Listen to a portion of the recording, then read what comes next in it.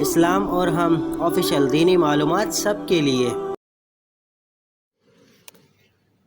یحییٰ بن یحییٰ، قتیبہ بن سعید اور ابن رمح نے ہمیں حدیث بیان کی۔ الفاظ یحییٰ کے ہیں۔ قتیبہ نے کہا ہمیں لیث نے حدیث سنائی، اور دوسرے دونوں نے کہا ہمیں لیث بن سعد نے نافع سے خبر دی۔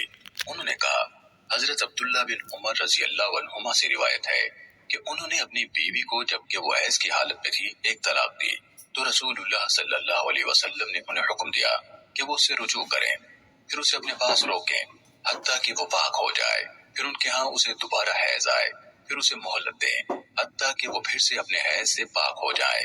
اس کے بعد اگر اسے طلاق دینا چاہیں تو طہر کے زمانے میں اس کے ساتھ مجامعت کرنے سے پہلے اسے طلاق دیں۔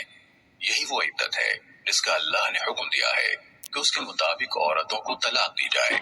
ابن رمح نے اپنی روایت میں یہ اضافہ کیا، حضرت عبداللہ رضی اللہ تعالیٰ عنہ سے جب اس مسئلے کے بارے میں سوال کیا جاتا تو وہ ان میں سے کسی سے کہتے اگر تم نے اپنی بیوی کو 1 یا 2 مرتبہ طلاق دی ہے تو رجوع کرو، کیونکہ رسول اللہ صلی اللہ علیہ وسلم نے مجھے اس کا حکم دیا تھا، اور اگر تم اسے 3 طلاقیں دے چکی ہو تو وہ تم پر حرام ہو گئی ہے، یہاں تک کہ وہ تمہارے سوا اور شوہر سے نکاح کرے۔ تم نے اس حکم میں جو اس نے تمہاری بیوی کو طلاق کے بارے میں تمہیں دیا ہے اللہ کی نافرمانی کی ہے۔ امام مسلم رحمہ اللہ نے کہا لیث نے اپنے روایت کردہ قول 1 طلاق کو محفوظ رکھنے اور بیان کرنے کے معاملے میں بہت اچھا کام کیا ہے۔